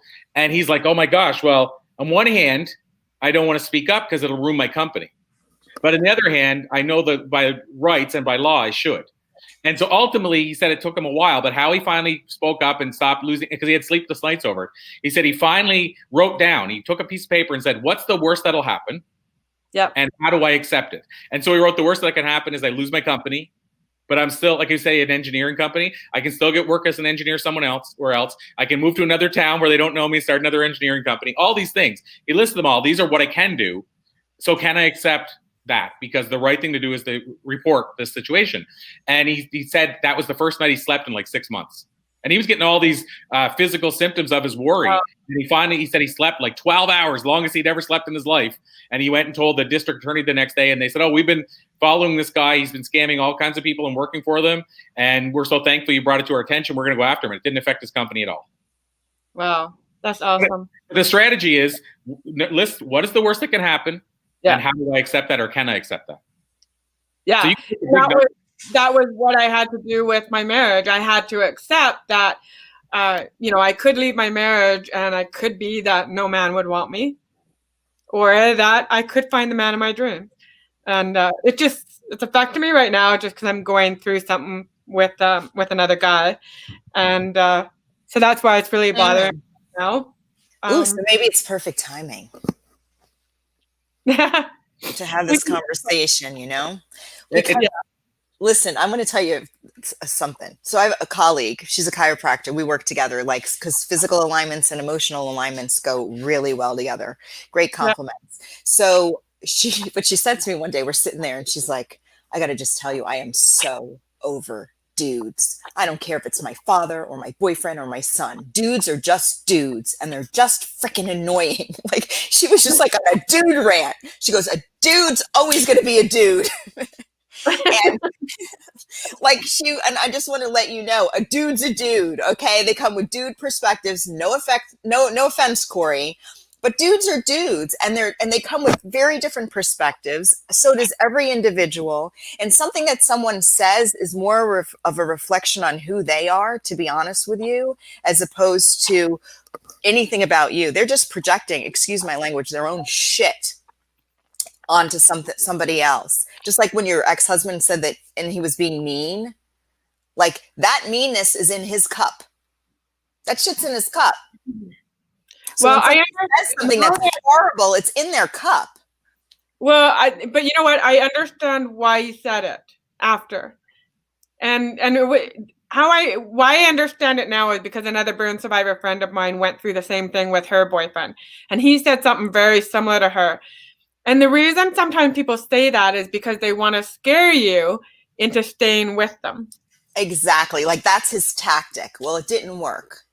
So, that's what happens, right? Sometimes we say things because we think, okay, that's going to make them stay with me because they're the ones who are scared of being on right. That's what's in, that's how they're handling the situation.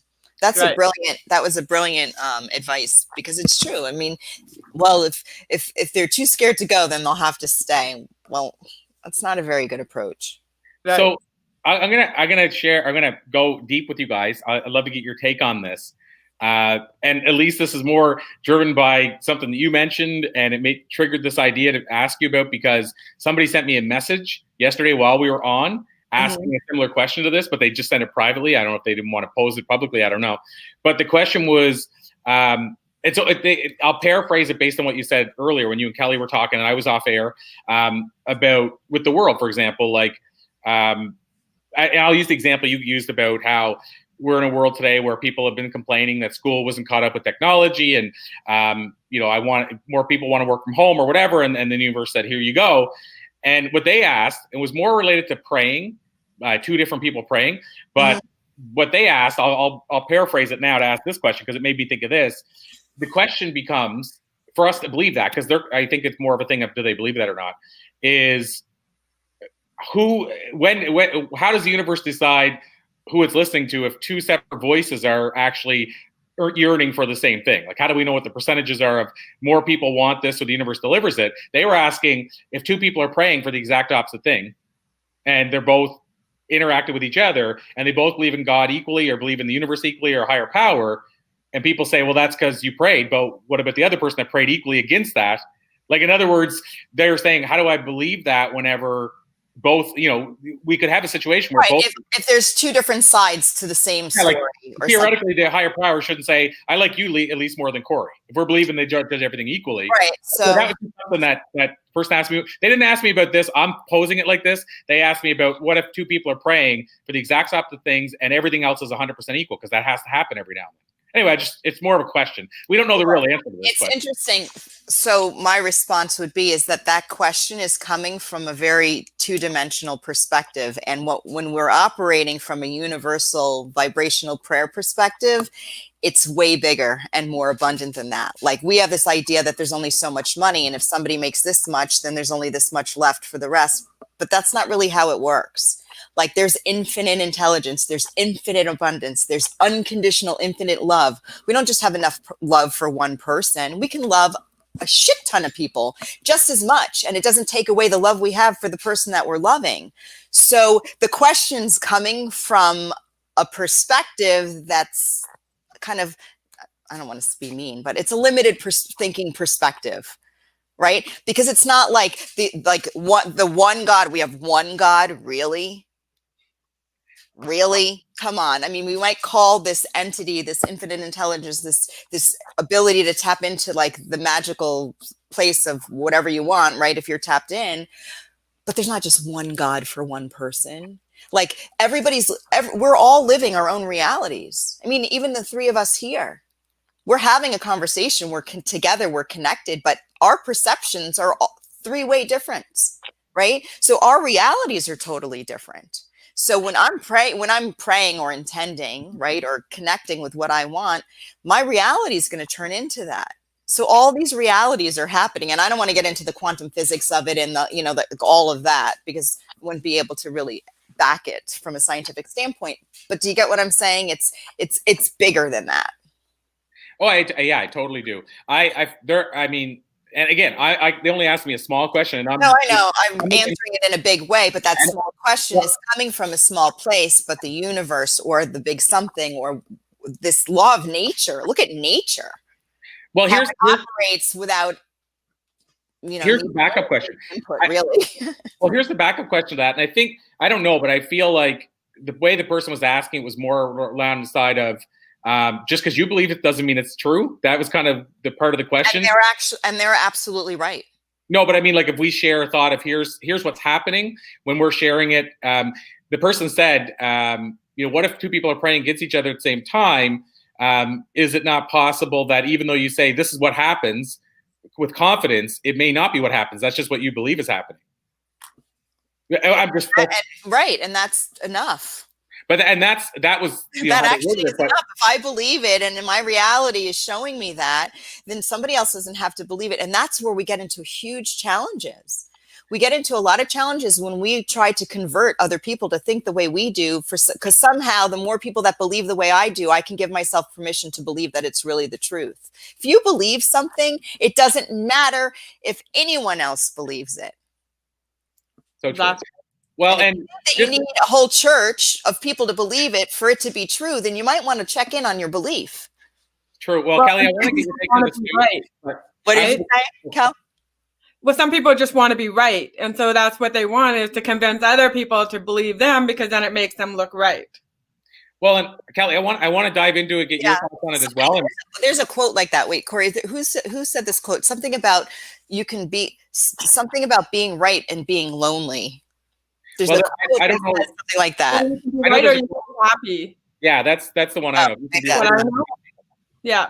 So, and I want to make sure we get you in on this, Kelly, even a little bit more. I was just going to add one thing too, is that another part of it is I'm trying to think of this myself as I go through as well, because, I'm working on a new book where I'm talking about synchronicities and manifestations and stuff. So I'm also, fermenting my own ideas as I go further into writing it.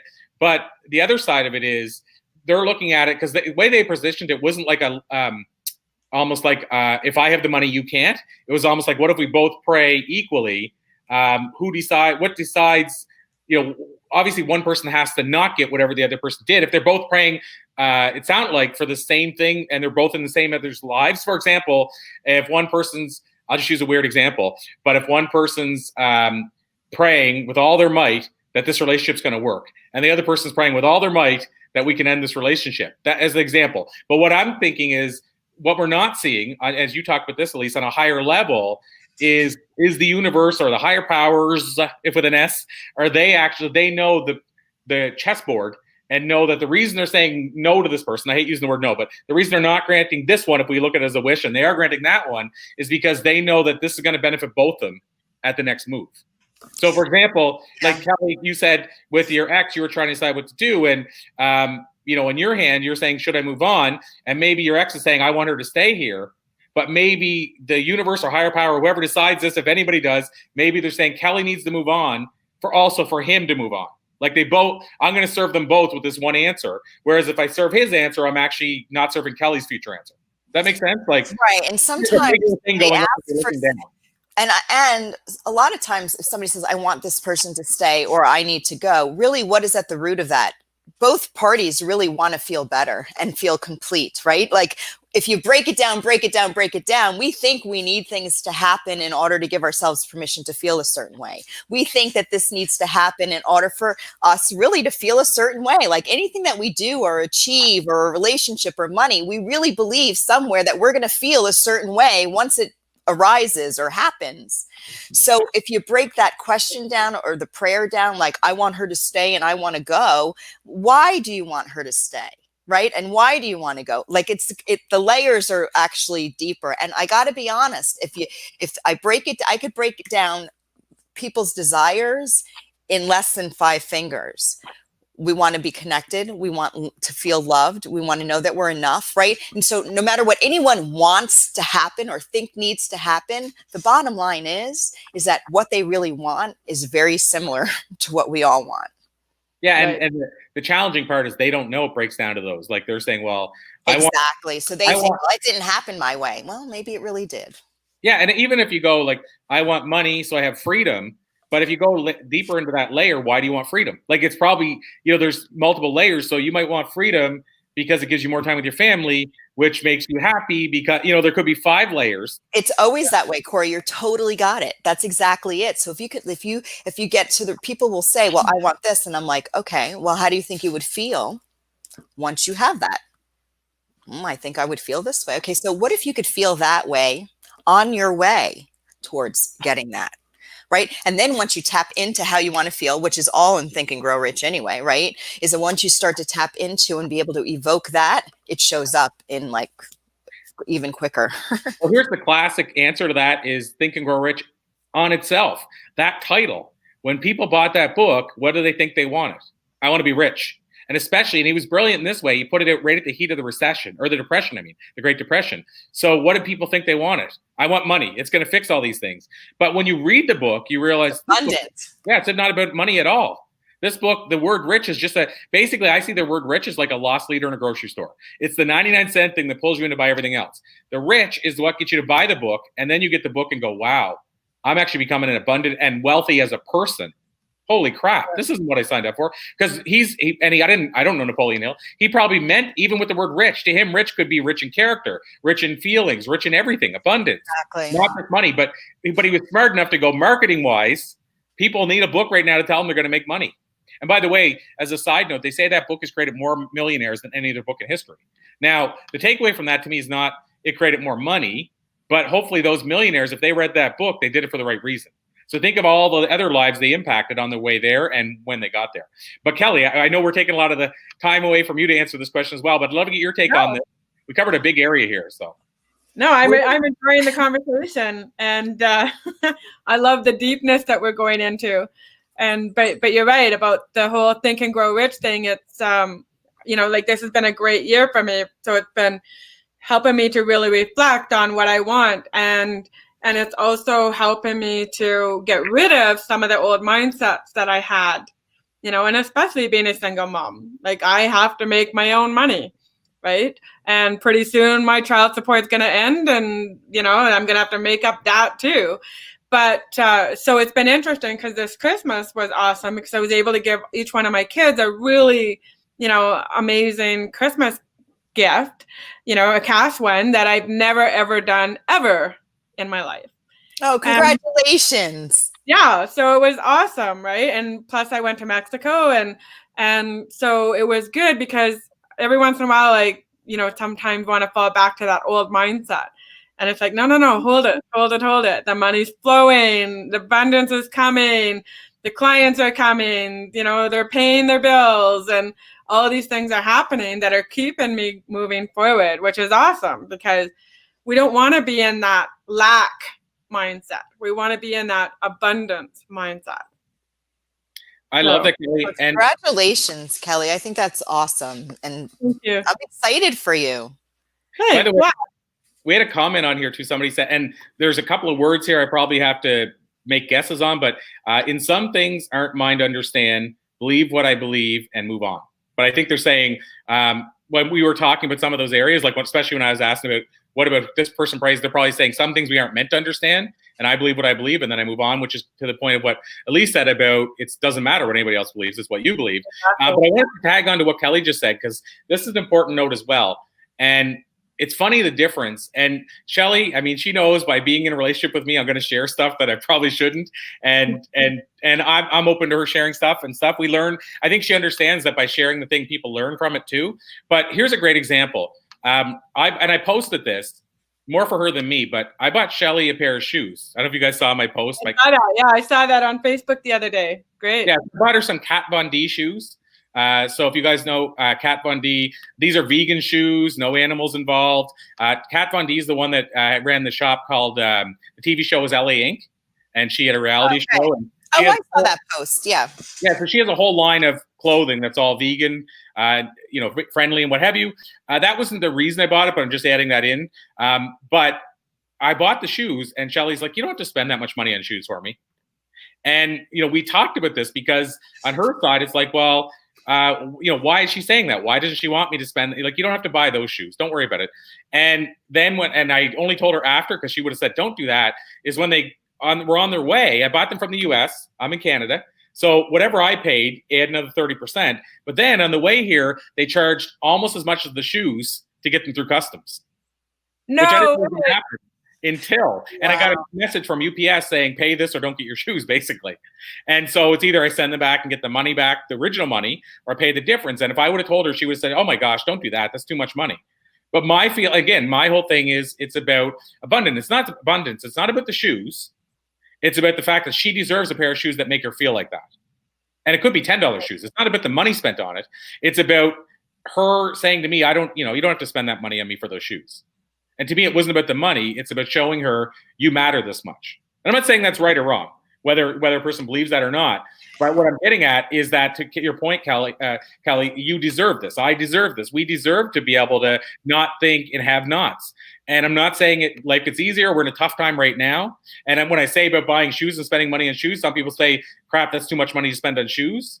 But at the same time, at the end of the day, I see it as I'm doing this one thing for my girlfriend that she deserves, given all that she does for me. Right. So that's just a personal thing on it. But yeah, I believe that, you said you were able to do these things for your kids. Well, I am happy that I work really hard, but I was able to do that thing for my girlfriend at the time when she's saying, oh, you don't need to spend that money on my shoes. And by the way, my coach, my high performance coach, knows her really well. And she goes, Shelly needs those shoes. Do it. That's awesome. And then this gives you a hint. She was the first one to comment on the post. So you'll be able to see who it is. But she's like, no, she needs those shoes because she needs to know that because if she says, I don't really want them, maybe she still does. And I'm not going to put words in her mouth. But the point is that there's a certain thing there when she's saying, you don't have to spend that much money on me on shoes. Right. Anyway, I just made the decision that it's like, what's his name? Well, what size are they? If she doesn't want them, I'll take them. I'm trying to think what size she takes. We'll share the shoes, Corey. I want to say 8 female. Does that make sense? Too. Oh, Is really? it the same in Canadian? Because I know in Europe it's like 38, 39, 40. Like it's different, but In the U.S. and Canada, it's the same. okay. So they would pay more in common than I thought. Although, unless we go visit you and you borrow them, then I'll have to pay probably the customs every time I send them back and forth. And the weird part is they list it as duty, and usually duty is like the difference in the exchange. But I already paid the exchange. It's almost like they were saying, "Well, too bad. Like you got them in Canadian pricing." No, sorry, I didn't. I already paid the U.S. pricing, and then they charge like delivery tax and all these other crappy things. But I get stuff all the time from the U.S. that they don't hit it, and I think it's just pick a box. You know, I think they just said this box we're going to charge you. It takes forever. I've been sending some of our bLU Talks guests and speakers things to Canada. It's taken for over a month. Mm-hmm. Like it's crazy. Like who is it? Elaine Trites. She was on our show and she ordered a bunch of Flip Your Script bands, and I'm gonna go. I'm excited. I'm actually gonna speak to her team, and they're gonna have the bands, and it's gonna be like a real time thing. She came up with it. I was like, what a great idea! Took over a month for me to send like 60 bands. It's in a little box. Like it is. No, it exactly is true. But now here's the weird part. Kelly and I were talking about this, and we circle back to the bLU Talks book. Kelly and I were talking about the fact that like she orders the book in Western Canada and gets it a day or two later. Now, if I ordered, and I placed a couple orders for gift copies to give to people.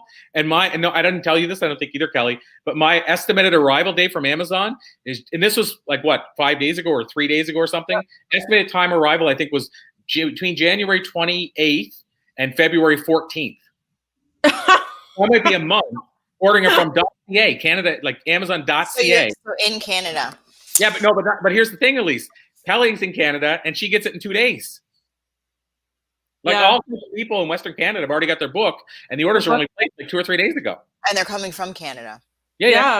Same we as always me. like we ordered the book Friday, and I got my book on Sunday. So On 2 days later. Sunday. So it depends where you're sending in Canada too, is what I'm getting at. I guess, well, you're on an island somewhere, aren't you? I am. It's also also, take a boat and a ferry and a thing, and there's a lot to get to you, Corey. you know what? It might have also changed is we lost all of our airlines here too. Yeah, Air Canada is not flying there anymore, right? Well, WestJet pulled out too. So we have no way off the island right now. No way. Yeah, wow, you need to get a thingy. We have a link, a fixed link they call it, a bridge that we can drive across. But we have no airline way up. But that could be a part of it too, right? Maybe Amazon was using airlines. I don't know, for some of the stuff. Who knows? Could be. Well, I just want to congratulate both of you for doing such an amazing job with the book series. I'm so glad I'm going to get it on the 4th book. Now that we know that we're on the bestseller list, I'll just, like I said to Kelly, I'll slide right in the 4th book and we'll be good. I'm not missing another deadline, Corey, so you need to let me know when the deadline is. I will for sure. And I mean, to circle back to that thing, and we'll start to wind down here shortly, but I was just going to circle back to that thing of abundance, because I think that's a big area. And, I know I covered just the thoughts on it around the idea of practicing abundance, like, and again, I'll use the example, by buying shoes I'm going to be with, and, Kelly, by buying these gifts for the first time, you're practicing abundance, in my opinion, because you're saying, I can buy these gifts for my children and go on this trip to Mexico, and I'm still going to be okay. I think that time, even though it's hard to do, I think sometimes that by practicing that, we bring ourselves a bit more of abundance. Whereas if you say, I can't afford this, I can't afford that. Well, hello. Thoughts become things. So the universe is like, oh, so she can't afford that. Well, we ain't going to give it to her. We would, but now we're not. Oh, she can afford that. Well, I bet she can afford this too, and can afford, like, it's about literally thinking intentionally about every single word we think and speak, just like the clothes we wear and the car we drive and the words that we put in the book that we're writing. Like the universe never takes a day off. It's not like only on, like, when I'm in a good mood or when I remember. It's all the time. No, exactly. Well, and to that point, I mean, as far as the abundance side, like, I want to also be clear, because I also have to be conscious of who we're talking to as well, and somebody listening in. Obviously, we know, like, for example, with COVID, there's both people in the relationship lost their job. I'm not saying that person can afford a trip to Mexico if they have no savings and both lost their job. But what I'm saying is, you can still think of the point of abundance, and even though it's in the future, think of it as it's now. You still But get you can also get excited and recognize that it's possible to get to Mexico. And I'm telling you, I've heard miracle stories from my clients, crazy stories that they thought they couldn't. They were locked into the no, not the KNOW, but when they started to KNOW more than they knew in their NO, miracles happened. People that they had conflicts with in their job for 20 years got mysteriously transferred. Like, I mean, things have shown up literally like checks in the mail. And so I'm sorry if you lost your job, but I would welcome you to ask yourself, did you love the job you had? You know what I mean? Like, were you in love with it? Was it something that you really, really wanted? And if it was, how exciting that you had the opportunity to know what it feels like to have something you really want. And just like a millionaire who loses their $1 million says, well, I know how to make $1 million, so I'll just make another. So if you know how to find a job you love and you lost it, just go find another job you love because you already know how to find one. Like, there are ways to be able to put into perspective a reality that's going to grow no matter what's going on. I'm sorry, that was the message from source. That just came through me. I couldn't stop. You're amazing. I love it. Sometimes I'm like, in the back of my head, I'm like, Elise, that's enough. And then all of a sudden I'm like, I'm not even in charge right now. Okay. So. Awesome. And to be clear too, I mean, the other side, and again, I always play the devil's advocate, but the other side is we're talking, and I know at least you're a single mother. Kelly, you're talking about being a single mother and the challenges with that. I was raised by a single mother. On top of that, I had to borrow money to go to college. Like, I didn't come from any money. I used to go to Money Mart, they call it in Canada. Kelly, you'd know that name, which is a payday advance company. I did that for a year and a half while working a corporate sales job where I would go and borrow money against my next paycheck. And I was so we low. have those paycheck places or something like that. I was so low that what I would do is I would go to the next one to borrow money to pay back that one. And I was like on this journey of robbing Peter to pay Paul all the time. And I only tell you this because all of us know what it's like. I don't want to put it out there like, just in this case, none of the three of us, I don't think, had $1 million on the first day of our job, first day of work, or first day of adult life. And so we get it. I want to make that clear. We get it. But at the same time, I also believe that if you think that way always, you're going to be that way always. You're going to struggle always. And, Kelly just talked about there's a lot of years she probably struggled, but look at the Christmas she just had. Exactly. And it probably, Kelly, you can probably go and see where there were shifts in your mind over time, where things started changing for you to get to that point. Yeah, absolutely. And, one of the beautiful things about it is that my kids are watching it all happen.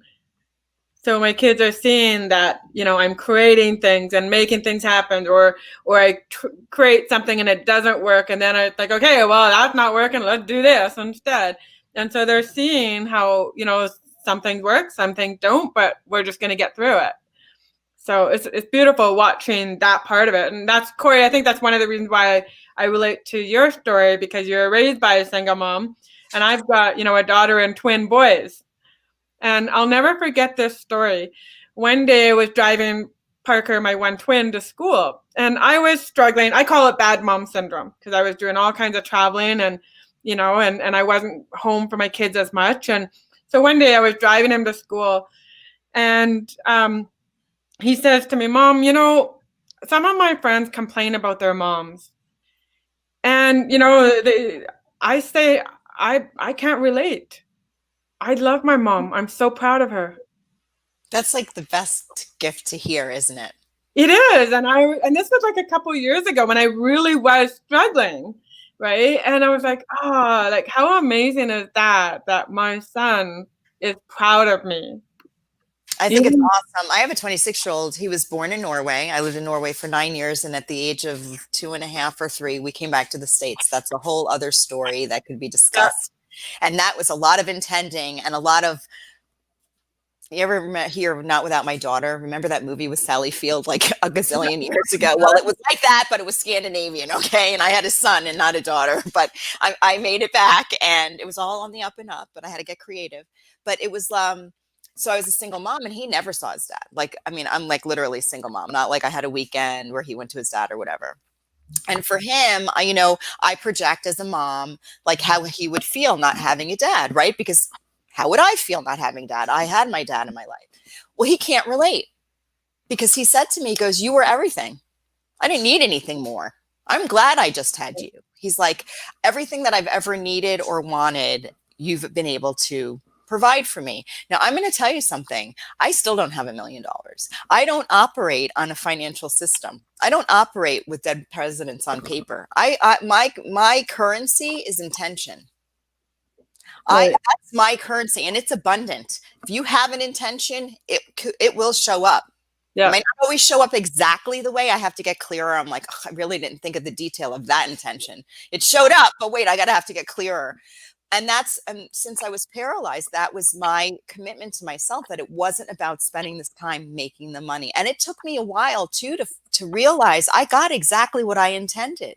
I've lived an incredible life of travel, and I was able to take my son back to Europe and skiing the Alps and all over. He went to the best daycares, and I didn't have a lot of money, but it wasn't about the money. It was about abundant, rich quality of life and allowing things to show up without having a price tag attached. How many times, just like Shelley was like to you, Corey, well, you don't have to spend that much. When I have a vision and I share it, Elliot, my fiance, he gets it now, but he's always like, we can't afford that. That's too much. And I said, I'm not having this conversation. That's where you're going right now, is the price tag. Talk about it. See what the opportunities are. We bought this incredible retreat, and I got to be honest with you. We did this woman a beautiful favor. It didn't cost us what she was asking. We were able to create a win-win situation with her. We're still paying for it, but we have an incredible retreat that's really going to pay for itself. But if we came up with, well, we don't have that and we can't do that and that costs too much, we would have walked away. I'm like, what can we do? Yeah. What do we want? We don't have to know the how. Henry Ford, he's a big topic in Think and Grow Rich, right? Like, he didn't know. He didn't have to know. He just knew who knew. He had the vision. He knew it was possible, and he found the people that knew to do it. Absolutely. Well, I think we stop ourselves a lot with, I can't afford that. Think about how many times you think that in a day. All of you listening, I can't afford that. That's too much. Yeah. And and also I'll add in, as far as this idea that not fixing things around money. It's also, we try to be conscious parents, is the best way I'll say that word, and aware parents, but also we're still human. So I still make mistakes with my son because I struggle. Like, I bring him, like, I do the grocery shopping. We have like a very unconventional, weird thing. Like, she doesn't like grocery shopping that much. I do that. I'm not a cook. She does the cooking. Like, and it's more because hire for your weaknesses. We've hired each other for our weaknesses, because I'll cook the basic stuff, but I don't want to learn to be a cook, and she loves it. But my point is that she's not big in the grocery shop. So I go grocery shopping, and every now and then take Sebastian, so she gets a break. But when he gets in that store, he wants everything. He's like, that cereal, no, this cereal. And I know everybody says just drag them to the store crying and they won't do it again. But it gets hard when you're trying to get the stuff done, and he's with you the whole time. And most of the stuff he's just saying, I want that cereal, not this one. But it gets to the point where it's easier for me to say, okay, on the way out, buddy, if you leave me be, on the way out, I'll get you this. And it's easy. But the point is, then all of a sudden you realize, crap, he's accumulating a lot of stuff. And then, so here's where the rubber hits the road. The other day, we got him this watch, a Blue's Clues watch. And he goes, look at this. Oh my gosh. I haven't heard that in a long time. He loves it. He loves the Wiggles too. But he opens the Blue's Clues watch and he goes, look at this. It's a video game. It's a book. And he's showing me all the stuff. And he goes, it does everything. Well, the two girls and the boy in my school, he named their names. I'm not going to say their names. They don't have a watch with everything on it. She has an old watch. They don't have everything. And then he goes, all these things here. He goes, I got these toys. He goes, that's more than they have combined. And I'm like, oh, this is not good. Like it just from a perspective of, from multiple, but a perspective of now he's going back to, and he's not saying to the kids, it's almost like he's insecure and he wants to, I own this, I have this. It seems like he's trying to almost, up himself a little bit. But then, so all of a sudden we started saying, okay, we're going to make him work for stuff. Like, we're going to make him, can you grab this and do this and this? And if you do this for a while, we'll give you a toy. But what I'm saying, not like in the sense of like labor, but just in the sense of want him to understand. Because right now it's just, I go to the store, I cry, and I get this. Yeah, he's working on his negotiating tactics, and they're working. He's a great negotiator. And it's look what he's got. He's accumulated like all this stuff. It's a good skill to have later in life, perhaps. But I'm just saying, like, you don't want a kid to actually go to other kids and say, look what I have, or whatever. And I don't think he would. He's the same kid that goes, when he brings you something, you go, thank you, you're welcome. and then he'll come over and you'll give him something. Thank you so much, Daddy. Like, he's like really polite. He's got all these other things, but it's just like, to us, he goes, my car is faster than yours. I want to win. Like, it's, I don't know what, and Shelly are like, we have no bones in the body. So let's think of this from a kid's perspective. This is a really good conversation, and probably not one to get into like towards the end of our, series today. But think about this, because this is something that I thought about as a parent, and it really changed my life. It freed me so much, is that you're thinking about that. He's excited to have the watch. Look what my watch does. And he's really making an observation. My friends don't have a watch that does this. I'm lucky. So that's really celebrating what he has. I mean, if we're talking about tapping into the universe, he's onto something. But as parents, we stop them, because we now are projecting our own parental, like all these years of experience, all these years of being told you're not allowed to brag and you shouldn't like talk about yourself in a positive way. What are we doing? We're trying to coach everyone out of the way of thinking now. This is what we're doing this whole event for, is to get them out of the mindset that they've now been programmed in, that they didn't even have to begin with. So we may be projecting, or you might be, as a loving dad, projecting your perspective onto a very simple excitement that your child's having. He's not even old enough to calculate in his brain that way of thinking. Oh, I'm going to say this because that. So as adults, we project all of these years of understanding and programming and on our kids, because we don't want them to sound a certain way. My fiance, Elliot, he will walk around and tell everyone how great he is. And he's not like arrogant or narcissistic. He will help anyone. He's humble in his helping. He's kind. He's loving. But he's like, I'm a Montessori kid, like, because he went to Montessori school. He goes, that's what I learned, is that you're confident and that you can do this. And that doesn't take away from someone else's confidence. So if I say that I'm great and I'm awesome, that doesn't mean that you're not. But if you're feeling you're not, then again, that's in your cup. So we need to teach our kids to be confident. And that's not taking away the ability for somebody else to feel confident and feel the same way. Can't that be contagious? But we're programmed to think of it differently. And that's where we're all screwed up, even as the little kid in our adult body right now. We've lost the fact that we knew our value because we were told that our value shouldn't be talked about. That's right. No, that's so true. The only aspect I personally, I guess this is where and again, it's a conditioning thing. It's where my head went, is I just didn't want it. And we talked to him about this too, but he's still a kid. He still could go do it. But we're just saying, now you're not going to the kids at school and saying you have more than them, are you? That's more worried of him going, you can't afford this. Look what I got. No, you're saying that. That's not what he's saying. As adults, we think that that's how the parent of this kid's going to perceive it. But he's a kid going, I do have more than you. And then the little kid could go, oh, that's cool. I want that too. And they can start to grow abundantly together. But that fear shows up. And then we separate them. And then the kid starts to question himself. I mean, you're coming from a loving perspective, and we're all figuring it out along the way. But just think about how many years more we have to calculate all this in our brain. And you have like, what is he, 3? 3.5, yeah. He's 3.5. He's got like a very limited view on things. He's just excited about being a kid in a candy in the buffet. He's at a buffet and he's got to try a lot of things in the buffet. And that's exciting. So I'm speaking for him from a more childlike perspective, that maybe that's not really. Yeah, no, I get it. Like I said, and yeah, I agree with you too. We have to worry about the fact that we're imparting what we've learned and all that stuff. I tell you where it started, that I started to concern myself, was that he was out shopping with my mother, who may be listening in right now because she listens in, as we know. Her name Nancy. Yeah, she's with him today, so she might not be, because she put a thing I saw underneath this today saying Nancy and Corey's son Sebastian say hi. But anyway, she was out with him shopping, and they were at Toys R Us, and I was over at HomeSense. My mom texts me, says he's freaking out. You got to get over here right now. Still have Toys R Us in Canada? Yes, for now. I don't know. Ours are all closed. I think it's still open, but they said in the news that it was going to close, but it's still open. So I think they somehow survived. But she texted me and said, you got to get over here. He's like freaking out. I'm like thinking, oh my gosh, is it like serious type thing? But you can't do that with text. And we're only, by the way, across the parking lot. So I drive over and I'm thinking, what's going on? And I get in the store and she goes, you gotta decide if you're gonna get this, because she said he wanted me to buy it. And I said, Mamie's not spending that much money on that. And so then she said there was another guy in the aisle, and he goes, well, call Daddy and tell him to bring his wallet over. He'll get it. Oh. And then he looked at the other guy and gave him like a wink.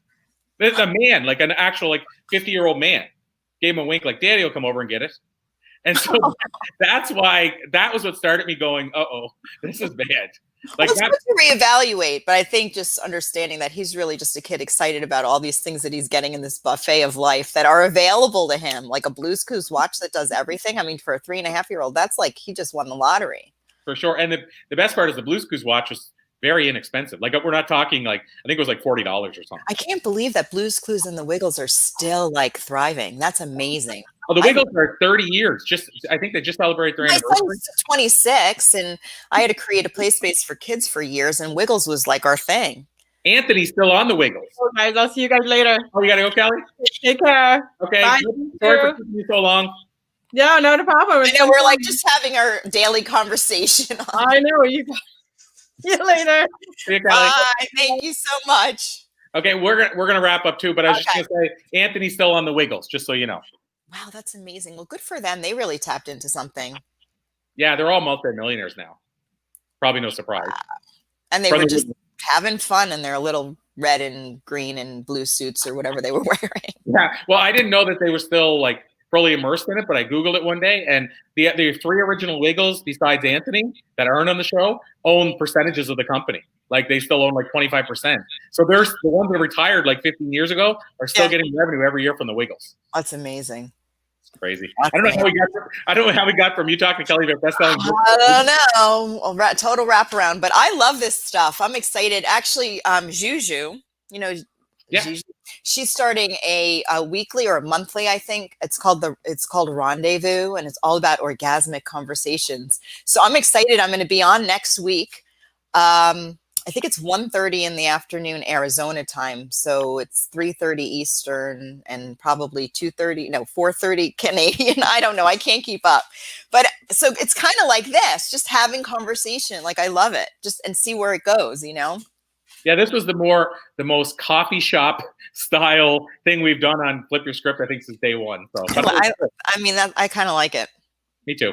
Awesome. Well, I didn't mean to keep us this long either. I jumped on and I thought we'd finish in a half hour, but just like not measuring money, I wasn't really measuring time. I just said, let's see how it goes. But having said that, this has been an absolute pleasure as always, Elise. I knew it would be. Tomorrow, I believe you're on for the first one, I think. Actually, I'm on. I rescheduled. So as long as we're going tomorrow, I'm there. I'm excited to, what's his name? Dada what? The monk dude is what monk dude. I call him Dada, and there's a whole story behind that. But I'll talk to the monk dude tomorrow and see if if it's the same thing I'm thinking.